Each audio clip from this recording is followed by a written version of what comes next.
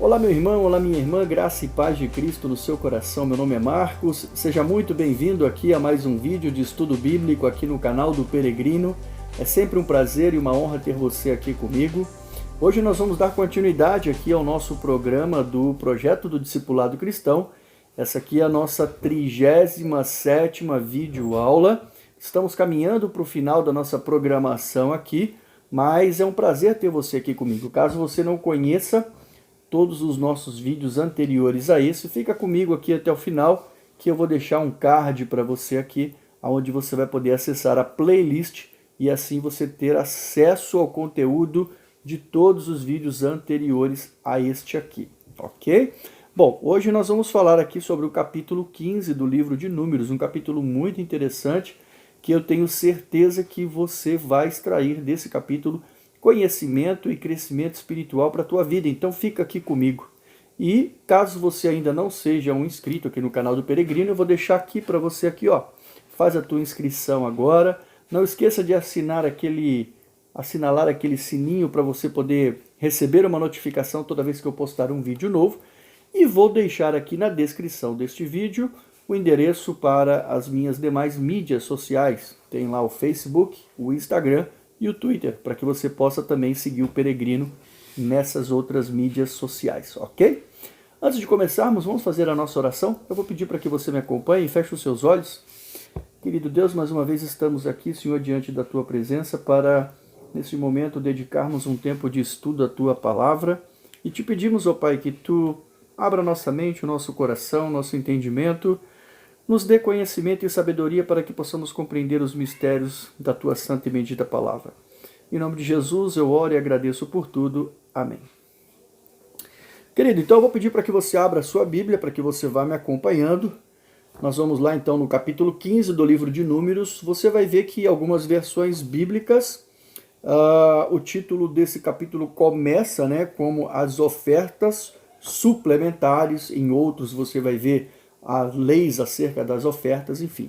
Na verdade é o seguinte, o capítulo 15, ele é uma breve pausa de um capítulo, em meio a todos os eventos de rebeldia e teimosia do povo de Israel, como nós temos falado até a aula anterior, Bom, não se passa aqui, na verdade, de uma pausa, vamos assim dizer, necessariamente que tenha ocorrido, apesar, de alguns estudiosos estimarem que todos esses eventos dos primeiros capítulos do livro de Números foram escritos lá pelo ano de 1461 a.C., conforme a gente pode ver lá na Bíblia cronológica da edição NVI da editora Vida, tá certo? Bom, mas eu estou me referindo aqui a uma pausa literária. Então, nós vínhamos falando aí de algumas rebeldias, falamos isso no capítulo 14, e nós vamos ver aí que o capítulo 15 ele muda um pouco o foco, muda um pouco o assunto.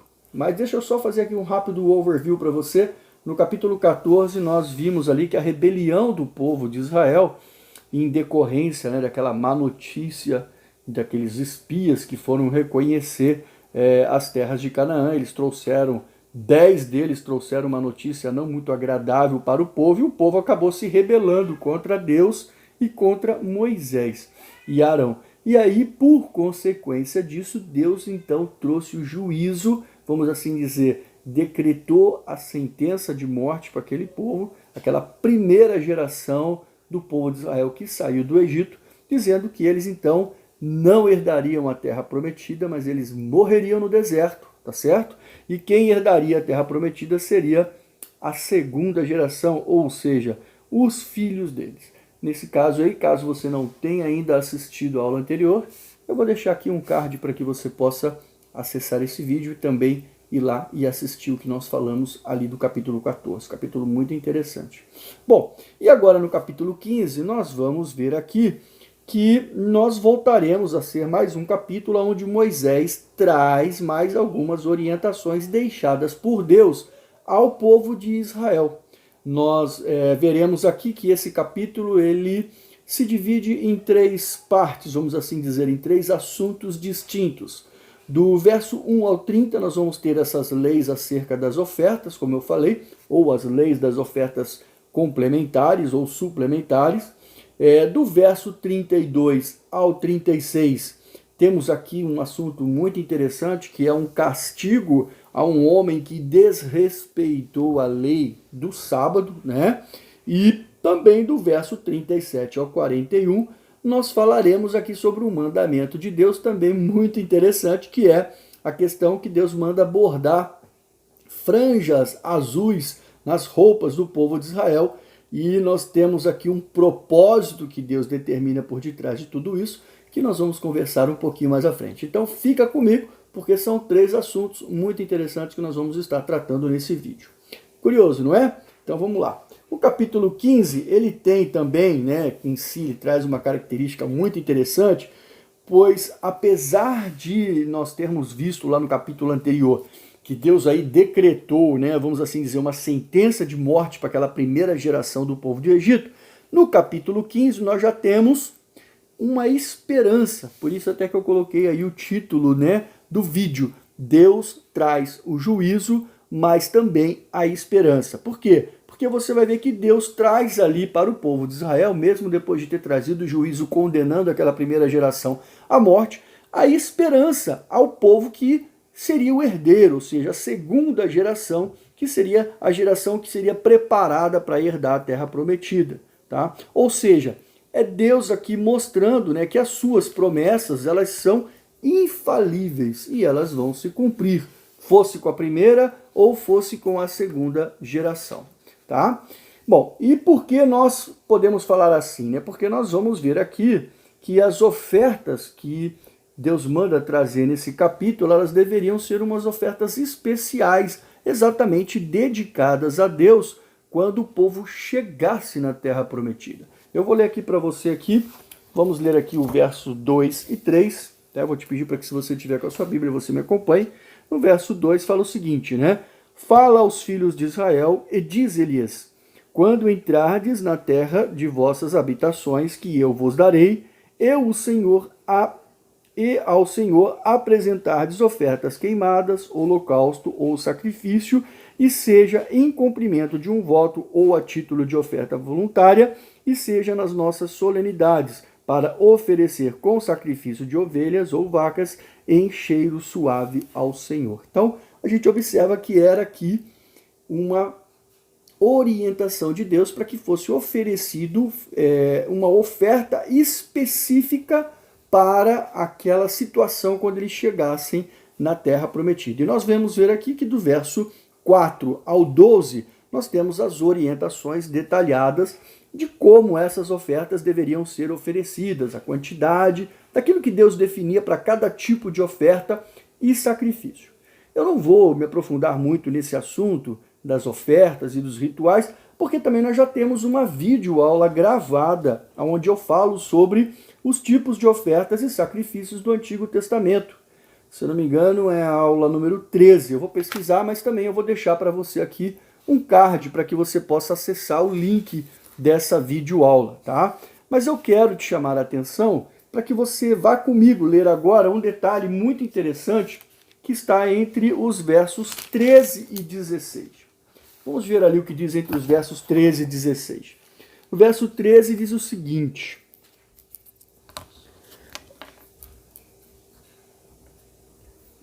todo o natural fará essas coisas, oferecendo oferta queimada de cheiro suave ao Senhor. Se algum estrangeiro peregrinar convosco ou estiver no meio de vós, nas vossas gerações, e ele trouxer uma oferta queimada de cheiro suave ao Senhor, como vós fizerdes, assim fará ele. Quanto à Assembleia, um só estatuto haverá para vós e para os estrangeiros que entre vós peregrinar nas vossas congregações. Como vós sois, assim será o estrangeiro perante o Senhor. A mesma lei e o mesmo rito haverá para vós e para o estrangeiro que peregrinar convosco. Muito interessante isso. Por quê? Todos os habitantes da terra que estivessem ali junto com os israelitas, sendo ele israelita ou estrangeiro, deveria ser tratado de forma igual diante do Senhor, em todos os assuntos. Como nós já vimos isso quando nós falamos sobre aquele caso da blasfêmia contra Deus, lá no capítulo 24, no verso 22 do livro de Levíticos, onde Deus também disse isso naquela oportunidade, né? Ele falou aqui, a mesma lei se aplica tanto aos israelitas de nascimento como aos estrangeiros que vivem entre vocês. Eu sou o Senhor, seu Deus. Didaticamente, né, nós podemos entender que aqui Deus já está querendo nos dizer, né, uma coisa muito importante. E se você está ligado aqui, você já vai entender. A lei serve para todos. E da mesma forma que a lei serve para todos, quando Cristo viesse, a graça também seria estendida a todos. Continuando, nós vamos ver aqui então, entre os versos 17 e 21, que Deus fala sobre as ofertas das primeiras colheitas, um símbolo de gratidão a Deus pelas bênçãos agrícolas. Tá? Bom, mas eu quero ir contigo agora lá para os versos 22 e 29, aonde nós vamos ver que Deus traz orientações para a expiação dos pecados não intencionais, ou seja, vamos aqui trazer para um termo jurídico popular brasileiro, né? Os crimes culposos, ou seja, aqueles em que não há a intenção de se fazer, tá? E nos versos 30 e 31, para os casos intencionais, ou seja, os dolosos, aquele em que você faz com intenção de fazer. E a gente vê aqui que os pecados não intencionais, eles eram tratados de forma diferente dos pecados intencionais. E também havia uma distinção com relação ao pecado, quando ele fosse coletivo ou ele fosse cometido pela comunidade, né, por todo o povo de Israel. Ou seja, o individual ou o coletivo ele tinha uma diferenciação. Mas o que eu quero chamar aqui a sua atenção é para um detalhe muito importante. Não há pecado sem consequência. Seja ele um pecado intencional ou não intencional, seja um pecado culposo ou doloso, vamos assim dizer. Aquela desculpa de que eu pequei sem intenção, isso não serve, não cola, né? Se houve ou não a intenção, havendo o pecado, deveria ser feito aí a expiação, ou seja, o reconhecimento do erro e o pedido de perdão a Deus. Jesus morreu por todos nós e todos os nossos pecados, né? Para aqueles que creem em Cristo Jesus, eles já foram pagos, né? Por Cristo Jesus na cruz, né? Bom, e só que também isso não significa dizer que você pode sair pecando depois disso deliberadamente, né? E nem tampouco, né, que você não deva reconhecer a sua condição humana carnal, uma condição pecadora, e que você não precisa se arrepender. Então sempre, né, você precisa se arrepender, reconhecer a sua fraqueza, reconhecer que você é um homem pecador e errante, e vigiar para que você não peque, né? Bom, para você não pensar que isso aí é só coisa do Antigo Testamento, né? Eu quero trazer aqui para você um texto que o apóstolo Paulo escreveu lá na carta aos Romanos, no capítulo 7. Vamos ler aqui a partir do versículo 14, a segunda parte. O problema está em mim, pois sou humano, escravo do pecado. Não entendo a mim mesmo, pois quero fazer o que é certo, mas não o faço. Em vez disso, faço aquilo que odeio. Mas se eu sei que o que eu faço é errado, isso mostra que eu concordo que a lei é boa. Portanto, não sou eu quem faz o que é errado, mas o pecado que habita em mim. E eu sei que em mim, isto é, em minha natureza humana, não há nada de bom, pois quero fazer o que é certo, mas eu não consigo. Quero fazer o bem, mas não faço. Não quero fazer o que é errado, mas ainda assim o faço. Então, se faço o que não quero, na verdade não sou eu quem o faz, mas o pecado que habita em mim. Assim eu descobri esta lei em minha vida. Quando quero fazer o que é certo, percebo que o mal está presente em mim. Forte isso, não é mesmo? Pois é, isso aqui o apóstolo Paulo, quando ele fala lá no verso 16 que eu li para vocês agora, que a lei é boa, ela é boa porque ela serve como um parâmetro, né? Na verdade, a lei, ela dada por Deus, ela é uma régua, ela nos aponta o que é certo e o que é errado. Como ele mesmo escreve no verso 7 depois, né? Desse mesmo capítulo, ele escreve lá no verso 7, Foi a lei que me fez saber o que é pecado. Se não houvesse a lei, você não saberia se você estava pecando ou não. Por isso que ele fala que a lei é boa, porque ela te dá uma direção, um parâmetro, uma régua. Portanto, é muito importante lembrarmos que se nós vivêssemos aqui apenas para sermos julgados pela lei, certamente todos nós estaríamos condenados. Por quê, né? Porque a lei, gente, não é fácil você cumprir 100% o que está na lei, não é mesmo? Então, pela graça e misericórdia de Deus, Cristo nos alcançou. E hoje, em Cristo Jesus, nós temos os nossos pecados perdoados. Devemos aí seguir os mandamentos de Deus e buscarmos viver uma vida de santidade.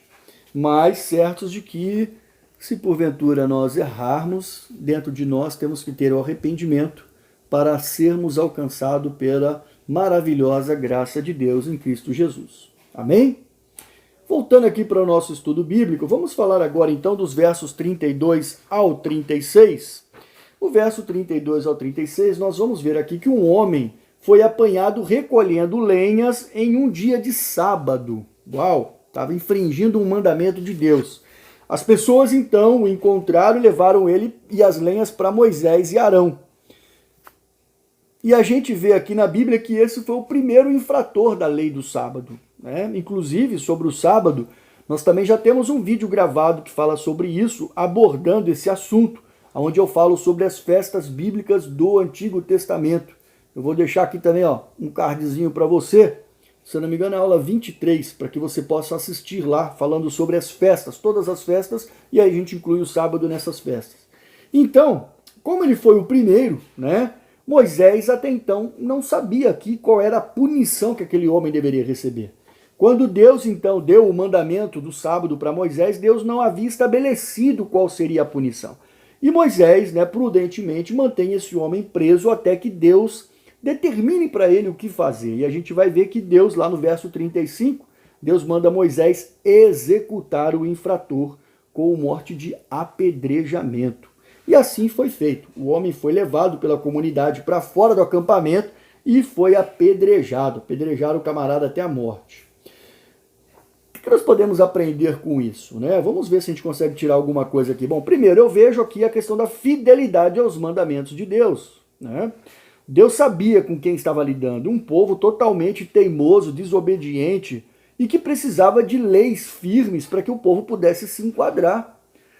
Se não houvesse esse tipo de lei, certamente, né, se Deus fosse complacente ou benevolente com eles por essas infrações, certamente eles não obedeceriam, porque já se mostraram um povo teimoso, um povo desobediente.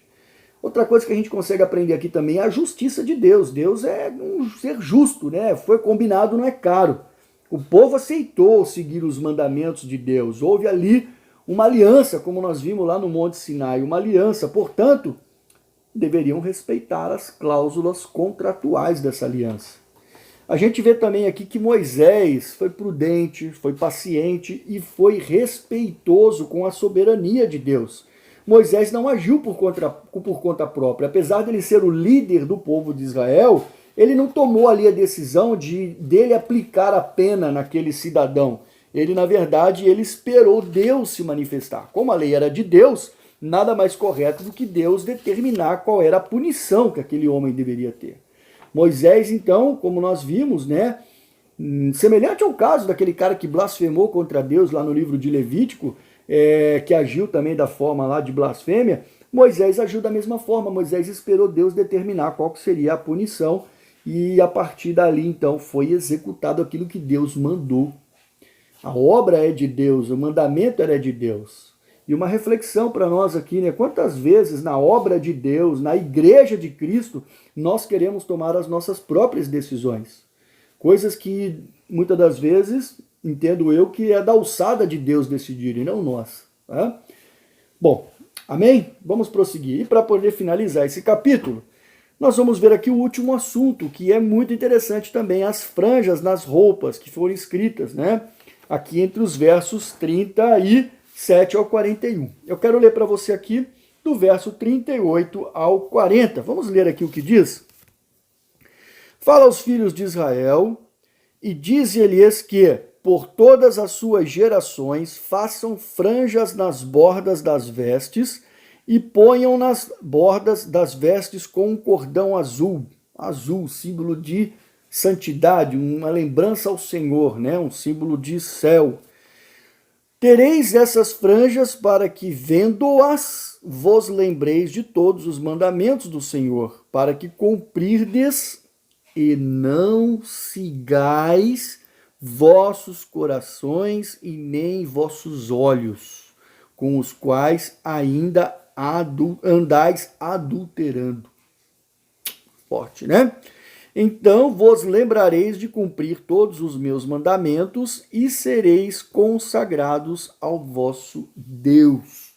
Certamente, se o povo de Israel tivesse se lembrado do relacionamento que eles deveriam ter tido com o Senhor, os hebreus poderiam ter evitado muitos problemas, muitos. As franjas, elas deveriam, na verdade, lembrar o povo de Israel o relacionamento que eles tinham com Deus e os seus mandamentos. Devemos dar uma atenção especial a isso, né? Ao fato de que Deus cita para eles que aquelas franjas deveria ser algo que trouxesse para eles a memória dos seus mandamentos e que eles deveriam ser fiéis a Deus, não seguindo assim os seus corações e os seus olhos. Eu tenho um vídeo gravado aqui, na verdade, na minha página do Facebook, não está no YouTube, onde eu falo exatamente sobre esse tema de seguir o seu coração, né? Eu vou deixar na descrição, já falei aqui a questão das mídias sociais, você pode ir lá no meu perfil do Facebook e procurar esse vídeo. É um vídeo bem curtinho, muito interessante. Mas você vai ver o seguinte, né? Que a gente lá tem muitas frases, né? Muito interessantes em relação a isso, que falam para o homem hoje, né, em relação a isso. A gente sabe que desde a questão do iluminismo, quando surgiu o iluminismo na humanidade, teve início na sociedade a substituição do teocentrismo pelo antropocentrismo. As pessoas começaram a trocar, né, ou seja, tirar Deus do centro das coisas para colocar o homem.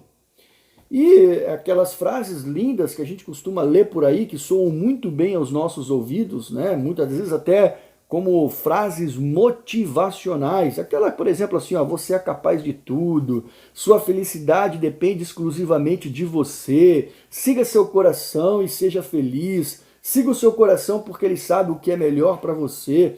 Ou então, você pode aquilo que você quer fazer, tenha fé em você que você vai vencer.